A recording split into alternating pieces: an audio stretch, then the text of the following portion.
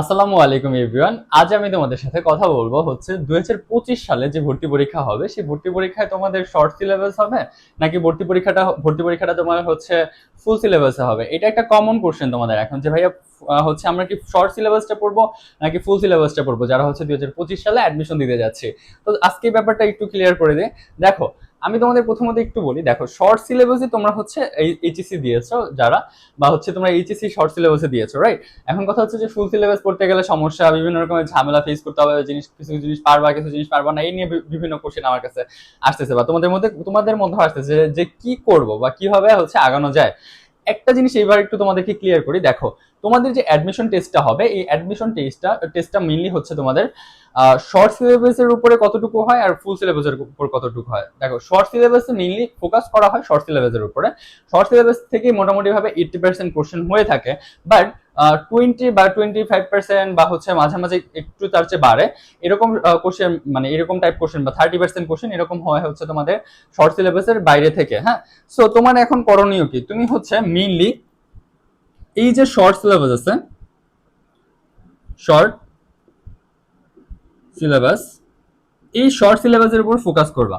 এই শর্ট সিলেবাসের উপর ফোকাস করবা। শর্ট সিলেবাসের উপর ফোকাস করার পরে তোমার যেটা করণীয় বা তুমি যেটা করতে পারো যে হচ্ছে শর্ট সিলেবাসটা খুব সুন্দরভাবে কমপ্লিট হলো, একদম ঝাঁঝরাও যেটাকে বলে, একদম পড়তে পড়তে একদম পুরো ঝাঁঝরা হয়ে যায় না, ওরকম ঝাঁঝরা যখন করে ফেলতে পারবা শর্ট সিলেবাসটা, এরপরে তুমি ফুল সিলেবাসটা বা হচ্ছে ফুল সিলেবাসের যে পার্টটা আছে, যে ইম্পর্টেন্ট পার্টগুলো আছে বা হচ্ছে যেখান থেকে তোমার প্রতি বছরই কোশ্চেন হচ্ছে, তুমি হচ্ছে কোশ্চেন ব্যাংকটা একটু ফলো করবা।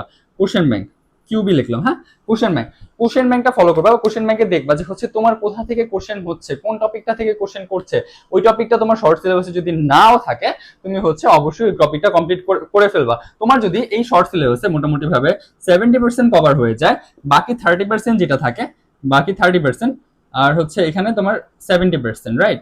70% যদি তোমার এখানে কমপ্লিট হয়, বাকি 30% হচ্ছে তোমার এখানে কমপ্লিট হবে।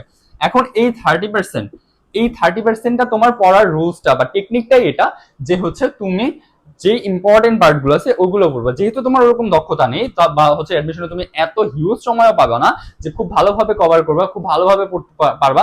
যদি পারো তো আলহামদুলিল্লাহ, বাট যদি না পারো সেক্ষেত্রে ভাইয়া যেভাবে বললাম কোশ্চেন ব্যাংক দেখে ইম্পর্টেন্ট টপিকগুলো যাচাই করবা। যদি ইম্পর্টেন্ট টপিক যাচাই না করতে পারো, সেক্ষেত্রে যে কোনো ভাইয়া বা হচ্ছে তুমি যেখানে পড়তেছো বা যেখানে অ্যাডমিশনের জন্য কোচিং করতেছো বা যে কোনো তোমার আশেপাশে যে কোনো ভাইয়ার কাছে বা হচ্ছে তাদের কাছ থেকে জিজ্ঞাসা করে নিবা যে কোন, বা হচ্ছে নিজে যাচাই করে নিবা যে কোন পার্টটা থেকে কোশ্চেন বেশি হয়। সো তোমাদের এখন করণীয় কি? শর্ট সিলেবাসটাকে মেইন ফোকাসে রাখবা, কোশ্চেন বেশিরভাগ শর্ট সিলেবাস থেকে হবে।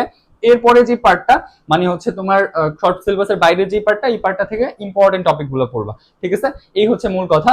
আর এছাড়া তোমার যদি অ্যাডমিশন রিলেটেড যে কোনো হেল্প লাগে, বাংলা বলো, ইংলিশ, বাংলা ইংলিশ জিকে, অর্থাৎ তোমার হচ্ছে গ্রুপ পরিবর্তন বা হচ্ছে তোমার মানবিক শাখা থেকে যদি তুমি পরীক্ষা দিয়ে থাকো, সেক্ষেত্রে যে কোনো হেল্পের জন্য ভাইয়াকে তুমি নক করতে পারো। যে কোনো রকমের হেল্প তোমাকে, তোমার হচ্ছে অ্যাজ এ সিনিয়র বা তোমার বড় ভাই হিসেবে আমি তোমাকে যে কোনো রকমের হেল্প লাগলে করতে পারবো ইনশাল্লাহ। ঠিক আছে, সো আজ এই পর্যন্তই। ভিডিওটি ভালো লাগলে লাইক করে রাখো, সাবস্ক্রাইব করে রাখো। ধন্যবাদ।